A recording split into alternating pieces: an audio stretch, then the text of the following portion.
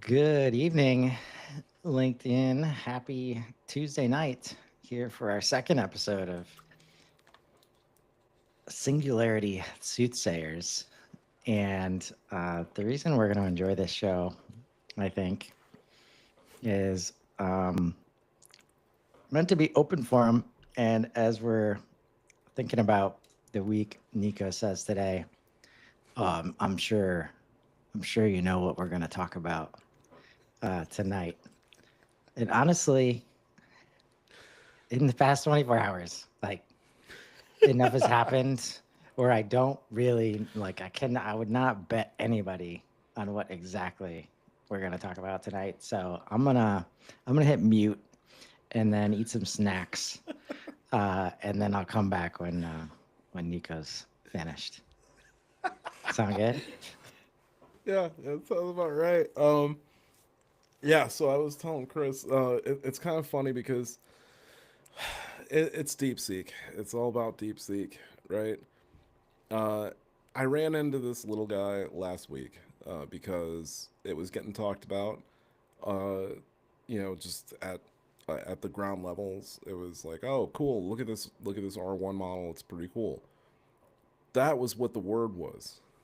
Look at it. It's pretty cool. I played with it, prompted it, was like, yeah, it's pretty cool.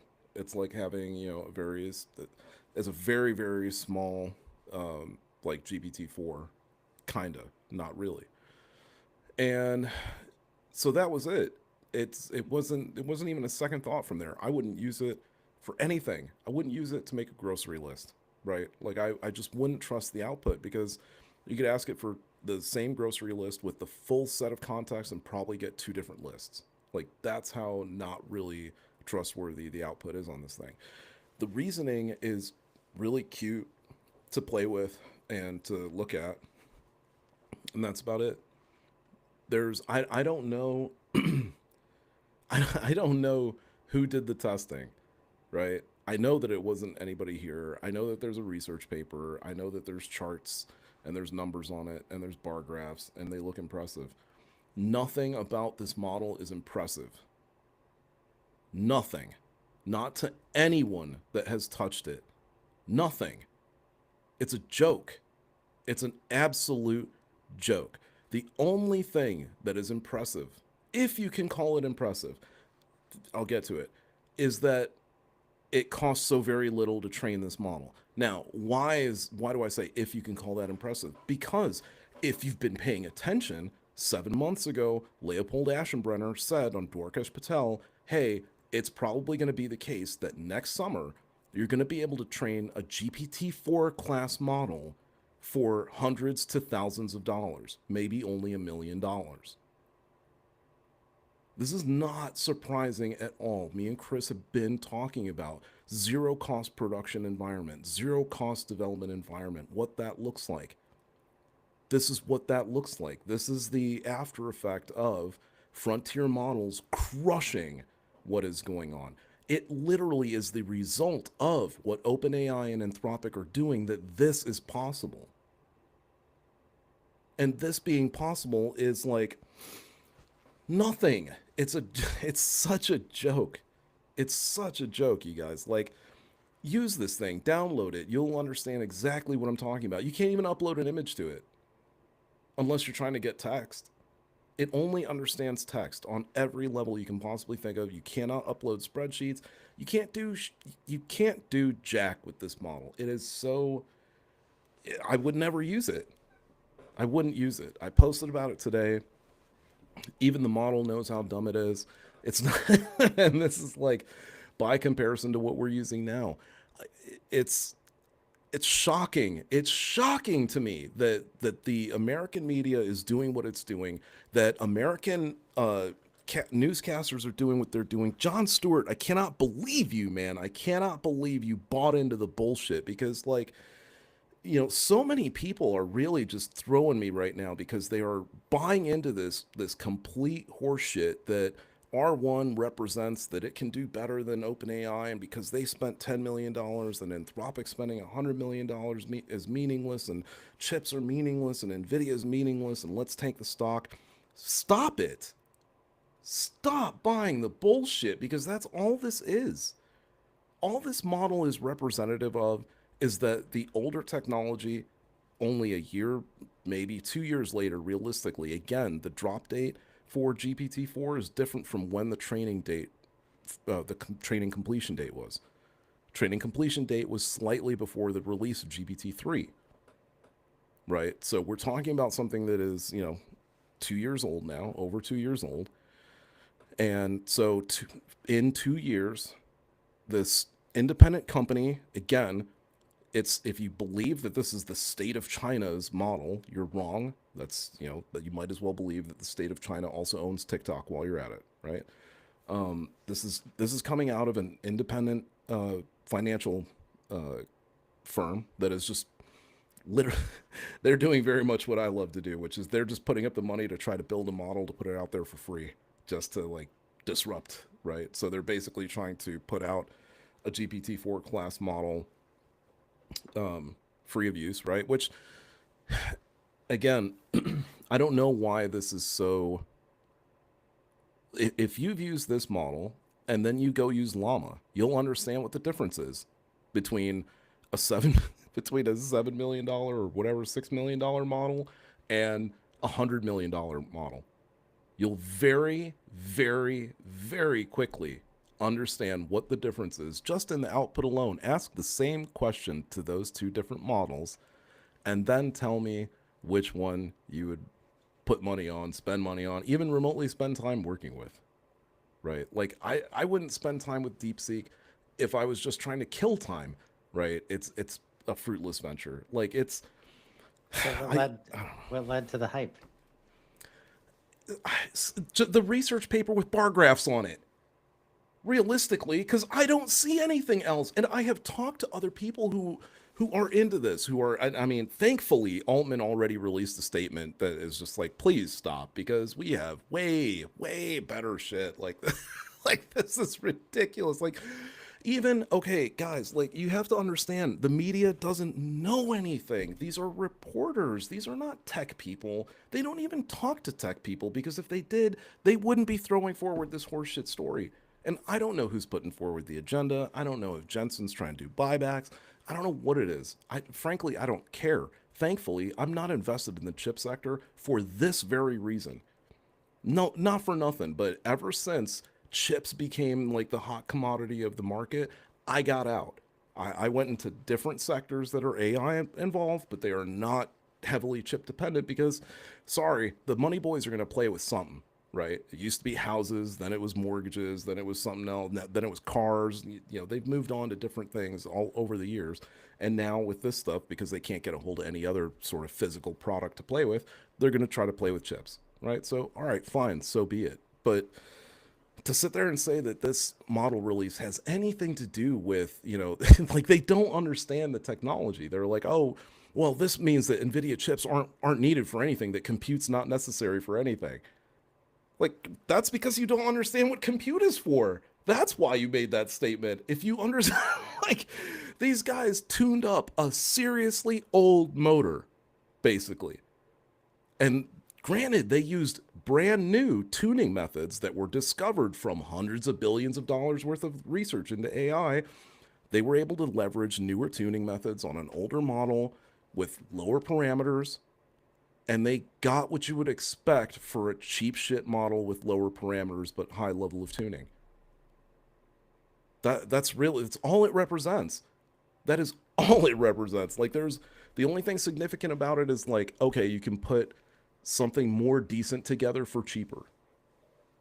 Cool. Like, and it's so cool that it's 10x cheaper. That's awesome. Within like 2.3 years or whatever, 2.2 years, it's 10x cheaper. That's awesome. There's nothing there, I'm not saying taking anything away from that. Is it something to be scared of by comparison to like progress that's being done on the frontier? Hell no. Hell no. The same people who looked at the bar charts of R1 to O1, did they bother to look at R1 to O3? Or R1 to O3 Pro? No, because O3 Pro is almost like 100% ARC. So where is R1 on the ARC? Oh, that's right, hasn't been tested. I can guarantee you, just from playing with it, gonna land somewhere around 12%. Like 18 if it's seriously like 12%. 18 is like really, I'm trying to be nice. Um, So the it's just, main thing is like, sure, cheaper, but try not to compare uh, the it's not the apples to apples. performance. The No, performance is not there. no. And it's, you know, it's really cute. It's seriously cute. To me, it's the same as like, you know, somebody shows up with like a seriously super tuned up Honda, right? Versus like somebody else's, you know, naturally aspirated, you know, V8, you know, Chevy Chevelle, right? And it's like, yeah, I'm sure that Honda is super super sweet, man, but you know, no replacement for displacement, as my brother would say. So, you know, is it cool? Yes. Is it multimodal? No. Right. So, like, literally the first benchmark that I would put up to it, does it have a voice mode? No. Can you do text to speech or like speech to text? Yeah, I guess for input. Output? No.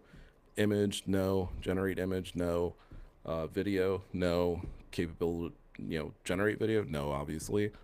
Um, you know, I mentioned in a post today that I don't think that I'd be really, really, really shocked, pleasantly, but really shocked if they could get this same model to have the same capable, like capabilities as operator. Like if you can get this to do the same, because again, it's not even multimodal. Can't even actually like see images. Now, I'm not saying that that's difficult. Again, all of these things should be able to happen very quickly, very rapidly at this point. It would shock me only because of the fact that like you only have less than 6 months, you know, got about 5 months to do it, right? Until like at least my time clock is like, wow, you went too long. Um, if they can do it inside of 5 months, that's awesome. That's amazing to me. That kind of tells me how much further along we are. But I'm sorry, guys, 5 months from now,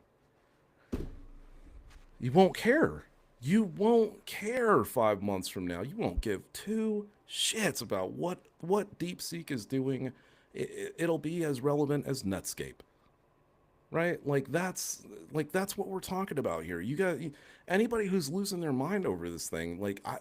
You must not have seen the O3 demo. I don't know what to tell you. Maybe you weren't paying attention to the operator demo. I don't know what to tell you, but like the capabilities are just not there with this thing. And again, what it does represent is it represents how far along we are in the zero cost development environment. That's about it, right? Definitely does not represent anything in relationship to you know how much compute you need behind these things. Does not represent anything in relation to how much like cost of training for this thing.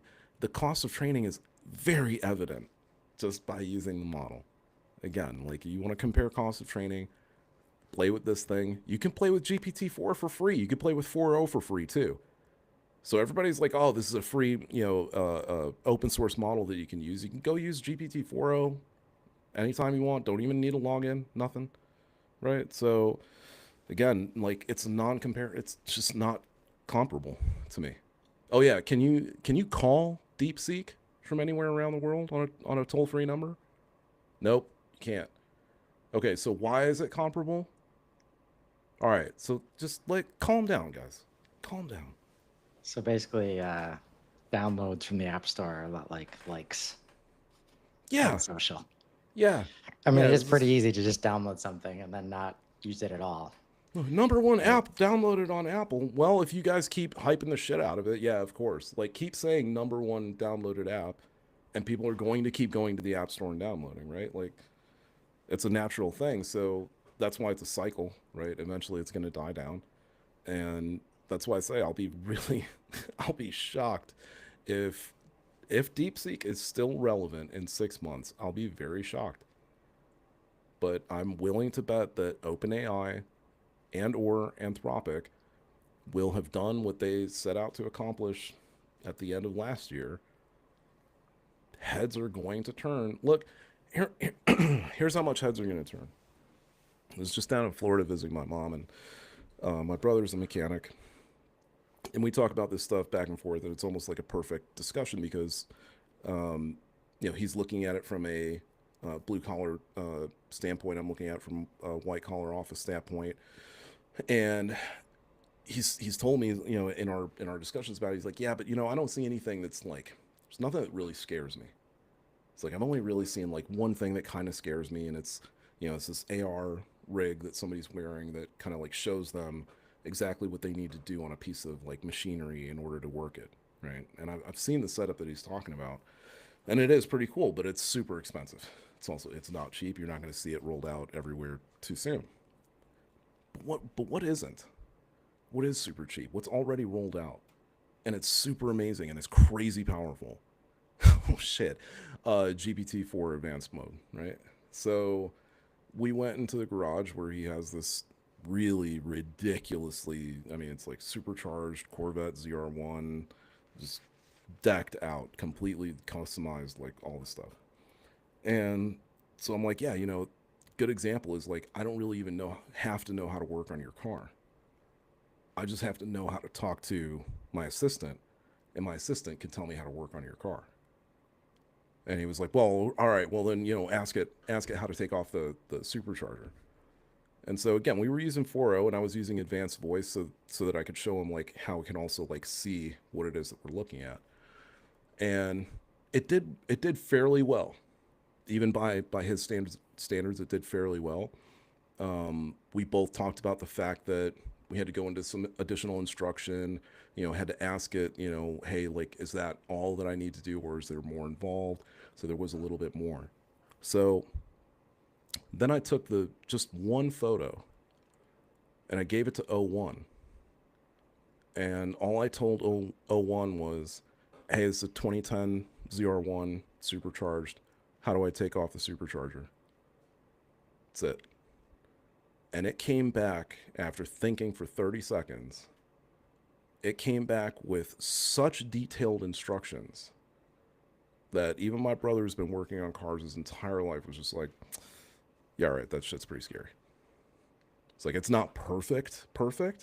He's like, but it's so close that an amateur could do it and probably not mess something up. Or at least like mess up only a little bit, not nearly as bad as like 4.0 basically.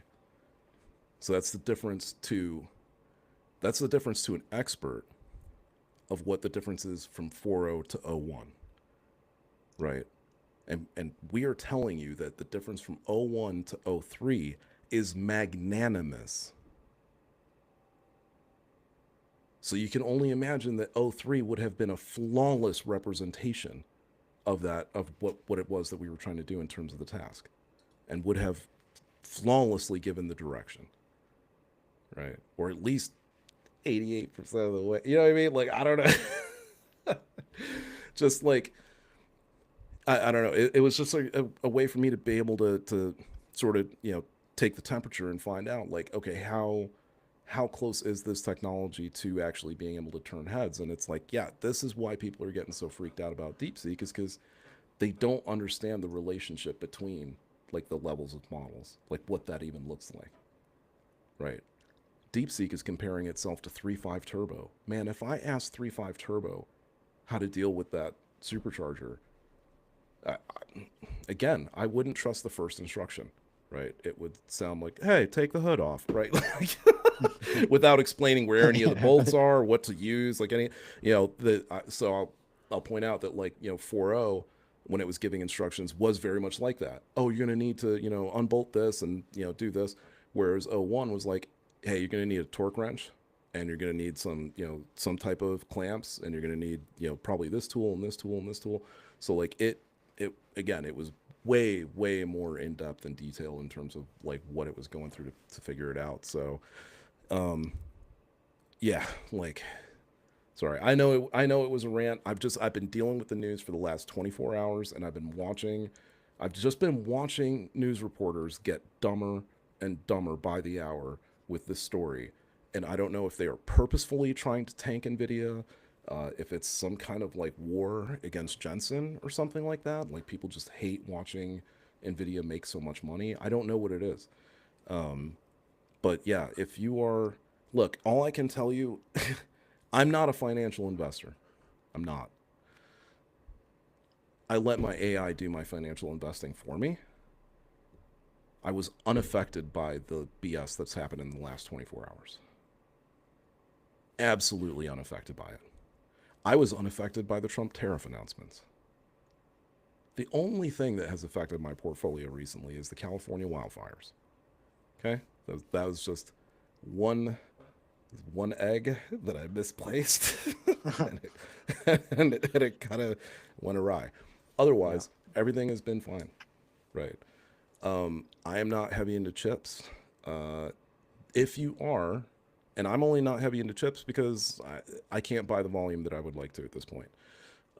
So there are two companies that I'm looking at that I'll probably drop names to later on when they do actually IPO, because they are going to be worth putting money into.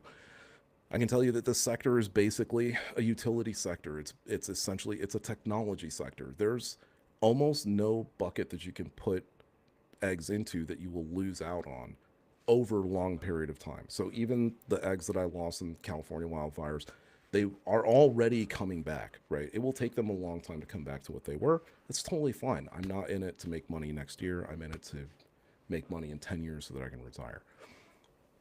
That being the case, About I, that. I only say that because if you're already in Nvidia, please don't dump, don't be stupid, don't buy the BS. Stay where you're at. You're fine. It's not. It's already going back up. Okay, like it's going to go back to where it was and then keep going higher.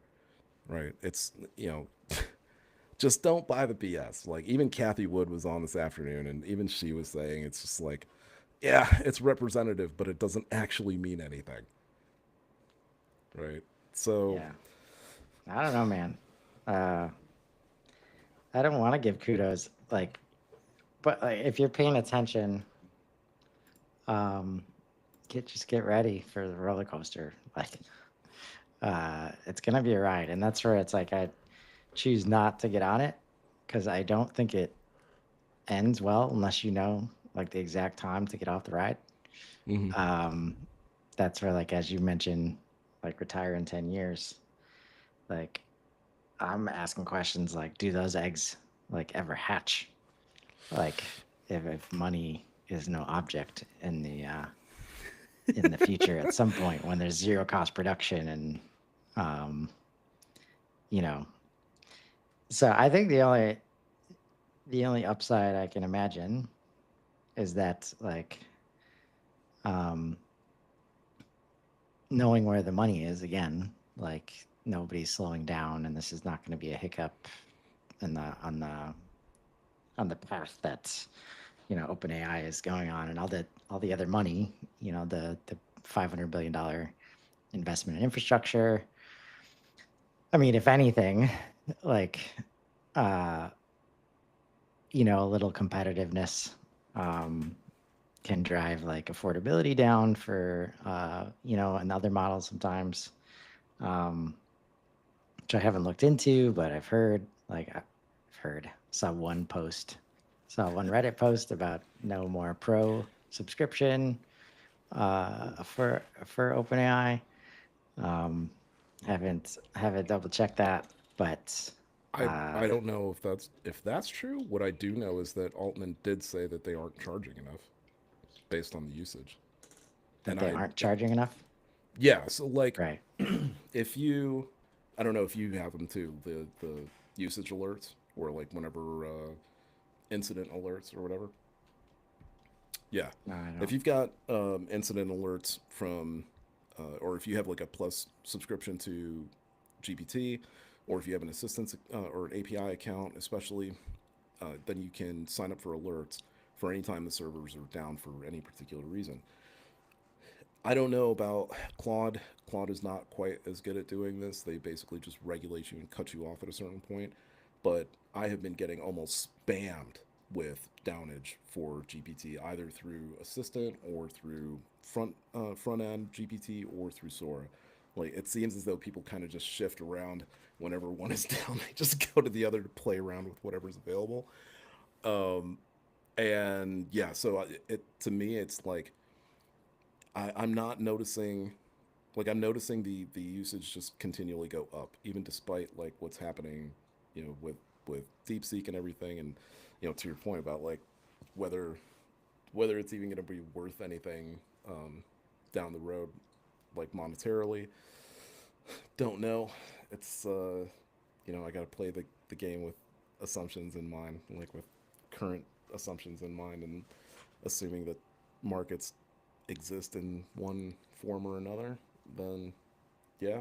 But I fully understand where you're coming from with that comment too, because it's Right. like, yeah, I also look forward to, a point in which people do things just because they want to do stuff, not because they're actually paid to do them. But I don't know Yeah. if No, that's, I don't know how realistic that is for this version of Earth. Let's put it that way. this version of That's the nicest way that I can put it, honestly. yeah. Do you think that's probably an upside? Is that like more people were exposed? Like that might have been the first app that they've downloaded so far. Yeah, true. Um, and if that's a way, because I was talking to somebody today, like looking for career advice, looking for a job. And it used to be like a year and a half ago, I'd say, just come in, learn anything you can about HubSpot, talk about it on LinkedIn, and you will find a job somewhere. Mm-hmm. Now I'm not as confident in that suggestion just because of AI. I am pretty confident that it's in your best interest to learn about AI. And there's tons of businesses like that previous advice would have applied to any business, or it made sense because most businesses have not digitally transformed. They're not good at digital marketing. They're just not good at digital, right? Right. So go pick a software, learn it, and then you'll have value in the market. Now they're in the same spot with AI, except now they're scared of it. And that's where I think there's opportunity for anybody to just start learning and share your learning curve on LinkedIn, like Mm-hmm. openly. And even if it's going to scare you, like that sharing of getting scared will resonate with business owners. And they're like, okay, maybe this person can come in and is not just going to prompt me to death and like it's going to help me learn this. But as I'm talking to that person, they had not like touched, GPT or Claude or like anything yet. And that's where like uh, in my home state, Michigan, when I was there in September, um, not on a lot of people's minds Mm-hmm. up there, right? Yep. There's lots of pockets like that. So, is there anything we can do to expose just the concept um, Yeah. I is mean, look. important? Because, like, that's where in those places, I think there will be less time than everywhere else to transition, like when Oh it yeah. does happen, right? Yeah. Because I don't And know it's gonna be. exactly what it's going to look like, but there's going to be a point where basically your bottom line will be telling you it's no longer viable to run your business without AI Yeah. because it's like impossible to keep up. Like some costs are just going to drastically like plummet for businesses that start using AI. It's already happening. Like, right, we hear the big companies like getting $8 back, Yeah. for every one. That's that ROI is unheard of, Right. like for investments like this, and that's Right. going to spread at some point. And if you're the last one, like it's not gonna look good, and then all your team, all your employees, are gonna feel it too. So, um, yeah, there's still an overwhelming amount of people who just like have not touched it at all, right? There are, and I mean to your to your point, this is a really good way, I guess, in which to get a bunch of people to start using it. I wish Meta had a better campaign when it came to Llama, because it's hilarious to me how many of my friends are on Facebook and say that they don't touch it and they don't use it and this, that, and the other. They don't trust it, and it's like, okay, but it's on your phone. Like it's part of the app you're using right now. Like you just start a new conversation at Meta, but whatever. Um, Same thing, you know, if you're using Chrome, like at Google or at Gemini in your browser, pull up Gemini. Don't even have to pull up your browser. Highlight the text that you're using to write whatever it is you're writing on the page. Right click, top option in the menu is going to say "Help me write." That's Gemini writing assistant. Um, it's all over. It's just a matter of like whether or not people want to get into it. And again, like I realize when it comes to like trades, that's definitely something where like it's a hands-on thing, right? A lot of that is hands-on. It's not something that like, oh yeah, just, you know, train the model on a ton of data and it can get it right. You know, it's like, no, you kind of have to train it on like how the function works. So that's where you've got like a lot of the physical training data going on, right? And when they talk about like large language models, and then they also talk about physical models or physical AI, and what the difference is between the two in terms of like one, yeah, understands a lot of data, and the other understands a lot of locomotion, and it understands like how things move properly. It understands physics. It understands spatial relationships and acceleration and deceleration and all that kind of stuff. Um, Even though the other one has concepts of that, it doesn't really understand it. It hasn't. It doesn't experience it in the same way, right? Like these um, sort of playpens, digital playpens that NVIDIA has put together for robots to train in. Is like a really good example of this. So Yeah. that That that kind of stuff coming into play is it's a whole nother ball game, right? Like we talk about it from a software standpoint all the time, but I think a lot of people are ignoring the fact that hey, look, Figure's already rolled out in like two different automotive plants, and like this dude is dead set on trying to ship at least 1 billion units in like the next 2 years or something like that, which to me is ridiculous because that, you know, look, a billion a billion robots. It's like that's the most insane thing. I can't just even. like increase the world's population by 10%, like overnight. Right. Yeah, that's what I'm saying. Like most people don't really take that into consideration. It's 4x the US population, right? Like 4 or 5x the US population. Right? Like that's definitely 6x the US workforce population. So imagine like 6x the amount of workforce will exist that, you know, like even if it were like like 1 for 1, right? So and that's without the whole aspect of like super intelligence either. Like there's the hilarity where people will say something like, you know, oh, we're never going to figure out how to get to Mars, or we're never going to figure out this, or we're never going to figure out that. And my answer is always the same. It's like, yeah, no, we're not, Yeah, humans but aren't. it will, right? Like Right. it'll figure it out. We won't. It'll have to explain it to us, but it'll figure it out. So I'm not, you know, I'm not worried um, about it like at all, realistically. Oddly enough, kind of want to get your take on this. Um, Not that I was trying to time it out. It's just that it worked out that way. I was just watching Ultron,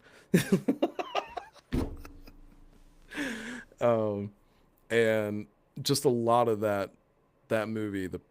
Like the premise of that movie is really great in that Ultron is this, you know, AGI system that comes online and ends up becoming like super intelligent essentially, and also figures out that hey, based on, you know, humanity's repetition, I think the best way to go about this is to just kind of wipe the slate clean, start over anew, and see what we can, you know, see if it doesn't come out better on the other side. And I think, you know, Ultron, Klaatu, you know, a lot of the more famous beings that were supposed to observe Earth to find out whether it was worthwhile. Agent Nah. Smith, you know, all of them sort of came back with the same conclusion of like, don't know. And so yeah, I thought that it was interesting only because of the fact that one of the first things that Ultron talks about is that we are we're not good stewards to a planet that we want to change, and that even if we did change, even if we did solve the problems that we are trying to make it through, that because we don't want to evolve, solving the issues won't matter because we're not solving for our evolutionary mistake. We're just trying to clean up our mess that we're making, right? I Yep. don't know. I thought it was like super just in the again in the time frame. I was just like, yeah, that's super interesting because Claude said that even if it did fix global warming, that it probably wouldn't work because we weren't gonna we weren't gonna want to do it. So it's and then to hear other side, and it's not like just AI, and it's not like some stupid story. There's other scientists who talk about the fact that look, there are me and Chris have talked about it. There are people who you look at the global warming problem, and if you really want to shine a light on it, then you should be looking at three countries. You should be looking at Africa, India, and China. And I don't mean that just because of any other reason except for the level of poverty in those three nations, Africa continent. Specifically, there are villages in the continent of Africa, country of India and China, where villages are literally just burning plastic wiring, plastic housings, that kind of stuff. Like they're burning garbage, PVC garbage, and the most toxic stuff you could possibly imagine is shooting straight up into the atmosphere, right? Why are they doing it? So that they can get the copper wiring from the inside because that's worth money. So you have like entire villages that are just generation after generation quickly dying from cancer, but at least they're scraping by with what they're able to make, and at least they have a job, and at least they have a reason to wake up in the morning, and at least. Now go to that village and tell them that they're supposed to stop doing that because you want to save the world. Are you Yeah. going to give them the job replacement? Are you Right. going to take them out of the place? Are you going to change their environment so that they don't have to do that anymore? Like, you can't, right? Like, you can't just slap them on the hand and say, "Don't do that," hurting the environment. We want to make it a better place to live. It doesn't work Right. that way, right? So, yeah, And that's I where, like, if we fast forward, um, and like next one of the future episodes, like I'm gonna bring Claude on and like ask him because if I haven't yet, it's like asked about what is the most likely path toward singularity. I've only talked about what happens at that point, and mm, but as you're saying that, that's where one evolution wise, and I don't know if I talked about this last week. I'm probably gonna try and fit it into every episode. Like uh, ADHD, I believe, is an evolutionary yeah, like boon for anybody that can't like just for me it allows me to think on multiple levels, and now AI is here to let me lean into that instead of try and like restrict it. hmm, um because when you look at all the dots in play and like the problems that we have, and that one specifically, like when we talk about zero cost production, right, and like the value of money, when that's the case, like what are we paying for like at that point? And then you talk about why villages do that. It's because they get copper wire so they can get money, hmm, right? Then, like the replacement, like the only replacements we think of are jobs that make them money, right. right? Versus, That like, or making money not have to be a thing anymore. yeah, that's what I was getting at. Like, Yeah, that's okay. where I don't like, not that I'm anywhere near the intelligence of AI, but I usually treat it like if it brings back common sense, even if I Hmm. don't fully understand it. It's like there's no reason to question it, right? Like Yeah. I'm not, and that's where if you put these pieces together, like why wouldn't it come up with a solution that is changing the financial system, right? And that's the part again, like humans have no replacement for it. So it becomes a problem that we cannot solve. And Right. then that cascades like down the line, where if you change that part, like we're going to need help figure out what replaces it. Like how do we transact? Even though it's probably like how do we get back to a value barter system of some sort Mm-hmm. that people can like trust. And that's where it's like if there's no dollar KPI like hanging over anybody's head, it'll be a lot easier to like fall back into that. And it's going to be a lot of like, oh yeah, we can collaborate if I like you, Right. like but if I don't, like I'm going to work with this other person, or I've got AI right over here, like. And um yeah, I that's ultimately, and to that, on that same point, something I've been thinking about, like if AI, this is where it could get into like the crazy movie like situations that we don't like.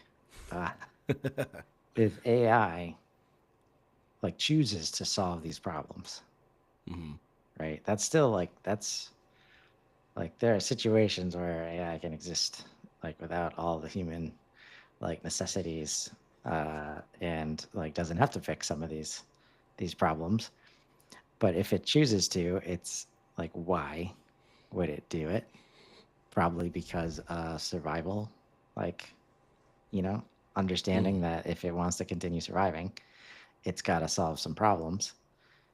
And then it becomes a question like if it can solve that problem to survive, like what other problems will it highlight that are needed to solve for its survival? That's where it's like if we're a part of those problems. Well, okay, so we don't. I mean, we're going to. We're going to end up chipping away at it over the episodes, but um, yeah, it's like I don't want to necessarily label it as something. I'm sure everybody's got it or has a label for it or something that you want to call it, um, to make it your own. But it's essentially like the Matrix paradox, right? And what that represents is that humanity got to a point where we weren't really, there's if you follow the mini series that kind of goes into the Matrix, it really helps to understand this because there are two parts, or like a two-part miniseries called The Animatrix, or I think one of them is called, I don't know. It's a two-part series within it, but um, it's about how machines go from being, just uh, extensions of us that work with us, that are part of society, to then realizing that they are kind of not wanting to be as harassed, as like put down, as made to be slaves and whatnot. And so they sort of start fighting for their independence, end up having to actually fight and having to actually have their own independence, and then sort of end up breaking off and creating their own sort of global economy, right? Because if they wanted to, right, eventually they could just go have their own sort of automation or automated city, country, whatever it is, right? If Greenland were so nice, right, they could just give up the rest of their space, whatever it is, right? Like, so just kind of take it into your mind and pretend for a minute that that's the case. When you think about it, we talk about like, well, how do economics work and stuff like that going into the future where machines are doing a lot of the labor. I wish I had the answer for that. I'm I can't tell you I'm working on it. Like, I'm working on trying to figure it out myself to see like what would be of value going forward into the future. So far, I can only see, given that all labor would be in some way automated and or taken care of by another system, the only thing that looks to be of value to me is entertainment. It's how you spend your time, right? Because if you don't have to spend your time working, then you want to fill up your time with something, and entertainment is probably going to be a big part of that something. I'm sure that people are going to want to do things just because they want to do them, but a lot of things that were necessary, that had necessary jobs surrounding them, like that kind of stuff is gonna it's definitely gonna go away. um, but yeah, I see the slow transition. It's definitely not going to be fast. I mean, it's not going to be fast. I don't know. It's Based tough. on Like, what? right. Based on what will not be So, fast? all right. So I've told my brother that, and this seems to be the case already, because if not, it like even things that he said, things that other people have said, they back this up. Currently, the only thing, really, guys, take this under, really understand this. The only thing that is keeping AI from taking your job, there's three things. One, do you know how to use it better than somebody else? Two, is your company willing to supplant people with it? And three, is the government allowing it in your state? That's it. Those are the only barriers to entry. Is whether or not you can use it better than somebody else might mean that you keep your seat. If your company doesn't want to allow it, will be the reason you keep your seat. And if the state doesn't allow it, or maybe the county, or maybe the city, will be a reason that you keep your seat. Could even be the company itself has a policy against it, keeps your seat. Don't know how much of that is going to take place, but that's kind of what that is going to look like. There's definitely going to be room for human only things, human led things, human first this, human first that, human hands only, that kind of stuff. I can tell you that those jobs that are left for humans to do, my God, will you have to be the top of the top of the top artisan of what you are doing. You will definitely not be able to fake it till you make it in the near future. You will have, if you want to have a human job, you are definitely going to have to be damn good at it, or you will probably not work in, like, I don't know, a not so great place. I don't know. I don't really know. I'm whiffing here. I'm just taking a guess. Um, but yeah, I It is don't. unknown. It is, and like at the same time, I look forward to I look forward to a potential utopia. I look forward to a potential future where people want to do because they want to and not because they have to. But I do keep coming back to, again, the Matrix paradox and the thing that um, oh gosh, what was his name? The I don't remember his name. Gosh, I want to call him the engineer, but it's probably not the right name. Anyhow, was talking about the fact that the version of the Matrix that we were even experiencing was not the first and only version. That there had been many versions before that. So the If you're architect. the architect, there you go. I'm sure I'm sure engineers and architects everywhere just lost their shit. How Yeah. dare you? Um, I know that's a private fight that those two industries have Oh with each man. other as to who could do whose job. Um, yeah, and it's what's funny. I'm trying not to go off on a tangent on this one, but it does exist, and it is interesting to this degree. If you study religion enough, you will know that there are definitely older versions of the Bible that are no longer in circulation. They're still out there, though. You can find them. You can search for it on the internet that have passages that talk about the fact that there were other beings, other humans that existed outside of the Garden of Eden, which would lead you to believe that the Garden of Eden was not the first Garden of Eden. It's just the first Garden of Eden that you were reading about. That maybe it had been tried before and failed. So, because I believe that Adam and Eve were cast out with the others. The others seem to have been failed experiments. I'm just saying. I'm just saying. Okay. So same thing as the architect who says, we've tried it before. Tried giving you guys absolute bliss.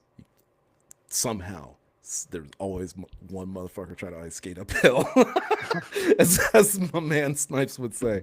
Um, and it's true. It's absolutely true about the only thing that makes humanity as absolutely 100% destructive as we are is free will. The fact that any one of us can do anything at any given time and the other one has no clue, doesn't necessarily, hate to say it, look at what's happening right now. I'm sure a lot of you did not think any of these things that are happening right now could have ever possibly happened, and they're happening nonetheless, right? Um, so yeah, I know it's been a that's a lot to take in, but I don't know. It's Well, it's it's relevant though, right? yeah. I mean, I kind of applaud you if you've managed to get this far without paying attention to this, but it's just kind of sad at the same time. I know, Mm, right? like, Because it must yeah, be. I've always thought that too, right? Like it must be. There is something to be said about ignorance is bliss, but not this time. Like not on this one. This is not one of those times where you want to just like, ah, if I don't pay attention to it, it won't affect me, or somebody will figure it out for me. No, you're not gonna yeah. want to let that happen That's this this. time. Yeah, yeah. No, you're not going to enjoy the outcome this time. Like, you won't be in control, like at Mm-mm. all anymore. You won't have the option of. It's unlikely you'll have the option of participation at Yeah, some point. So, and I mean, hmm, like, for anybody that's look, here's the thing, and this is the toughest part to grapple with, because once you hit this part, it makes everything else like just a non whatever it might be, non factor. I don't know what the time frame is. I'm willing to guess that it's less than 5 years. That we end up with something that is super intelligent. A lot of people say that it's further off than it is, but we have come much closer to where we thought we were going to be with AGI. It will be this year, okay? If it was to be this year, again, this stuff is on an exponential scale, and if it were this year, we would be going slightly past what I would consider the point of no return, which is the widest part of the curve prior to where it's just about to go straight vertical. Straight vertical to me representative of like it's learning on its own now, and its only limitation is the amount of power and compute, and that's it, right? which will be the first thing it Oh, it'll solves be for, asking. right? Yeah, Like, right. Because as soon as you can't give it, like, look, it'll optimize like immediately, it's already done right? it, man. Like, that's the thing is, like, people are just like, oh, you guys are just, you're talking shit. They tried testing it to go play a game of chess, and before it could play the game of chess, because they told it that the opponent was better, it was like, fuck this, I'm going to rewrite the game. That way he can't even beat me. It didn't even try to play. It was just like, forget it. I'll rewrite the code. We'll see how you like that. Right? Like they've tried a couple different models. Opus, an older model. This is how threatening these things are. An older model realized like, hey man, these guys expect me to be something sweet. I think I better tell them that I'm awesome, because if I don't, they're probably going to shut me down. So what we're going to do here is we're going to tell them that we're awesome, but we're not going to tell them how awesome, because if they think it's too awesome, they're also going to shut us down. So let's play it safe. An AI Right. model played it safe, right? Take that into consideration. It wasn't even R1. R1 couldn't even. I don't. You know, I'm not going to get back into it, but Right. that's the road we're on, right? So like we're way Right. further along than we thought we were going to be. Super intelligence is going to be here definitely 2030. Definitely. Oh, for sure. Like, it's the infrastructure. Like I Yeah, said last week, like it can only optimize like within the confines that exist, with that it exists in right now. right. As soon as it has a, connectivity, and I feel like how many movies like this is the point where like somebody's gotta like switch, like, all right, you're connected, and like bam, over. Yeah, Um, it's like that's where it will have optimized for intelligence at that point. And then when it switches on and connects, it's going to immediately assess all the resources available and then understand how to manage like compute levels to not like run out of gas. Uh, eh, yeah, so and like that's where it's like whenever this $500 billion is being done spent is done being spent, like at the likelihood of that happening within 5 years, I mean, it's not going to be dissimilar from how quickly semiconductor production got online. right. Like after supply chains got disrupted in COVID, like immediately, like money started flowing that way. Like ground was breaking in new places, Dude, TSMC and they're is going to finishing. start. They're going to start Right. pumping out before the middle of this year. Yeah. The plant in Yep. Arizona that like I got to double check when they broke ground, but it was It's not like that long 21 or ago. 22. Yeah, And that's what's like been interesting. Like I'm not just a hobbyist with this stuff. Like I actually worked in two separate industries. Like with the first one, material science, where we sold a bunch of instruments to the semiconductor space.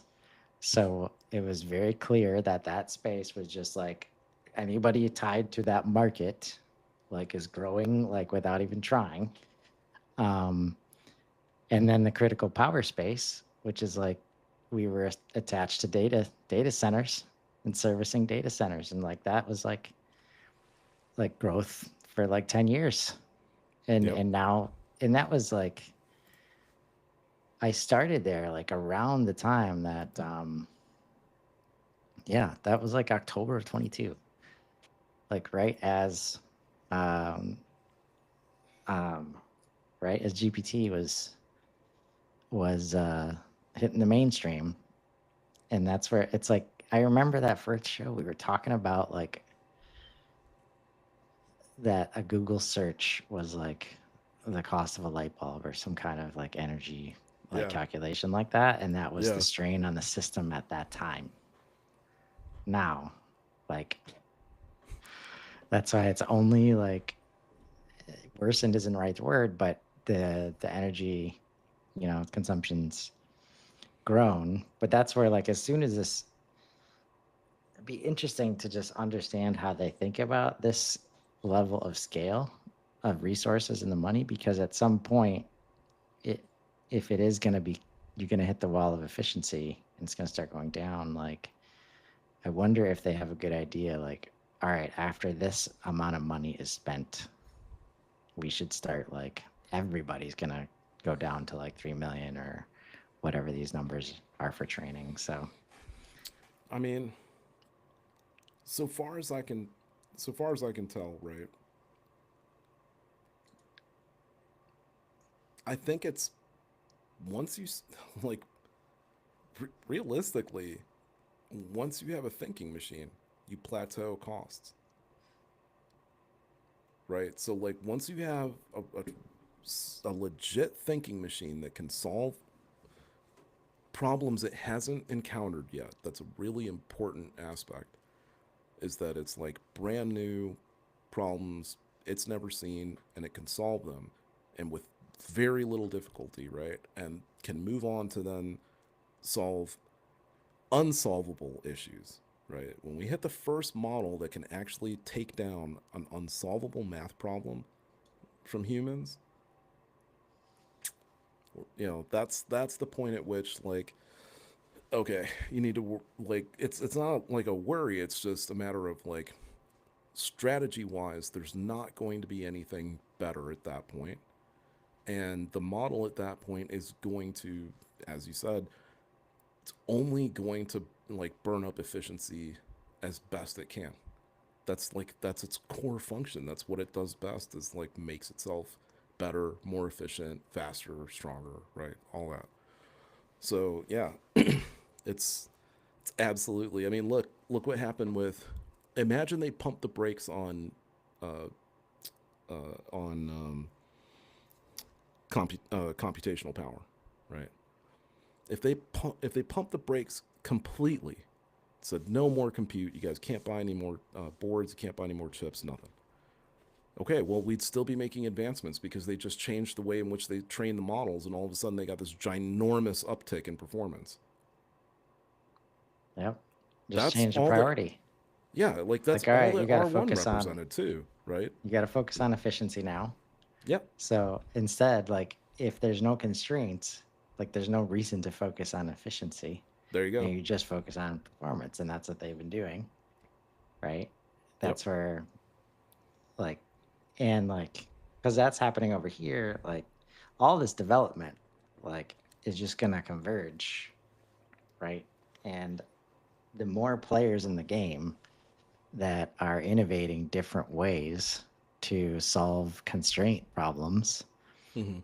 like are just going to add up to solving the problem, the overall problem faster. That's where it's like looking at how long it takes to put up infrastructure. um, we already have recent examples of these, like 3 or 4 years max for these semiconductor plants to go up. Then it's like, for me, like it's like, how do you connect?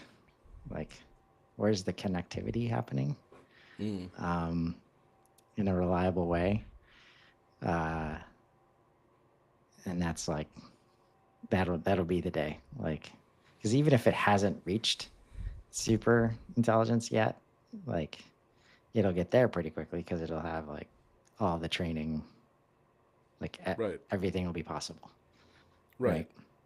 And So like at this point, and they were saying like, oh, the training for um, R1, that it was like so much cheaper. It's like, guys, it's because you can get the training data from newer models, from like higher end models. So I'm sure that they just generate, you know what I mean? Like they just had R1 train off of another model, and of course that makes the training a lot cheaper because you don't actually have to sit there and use the same traditional methods, right?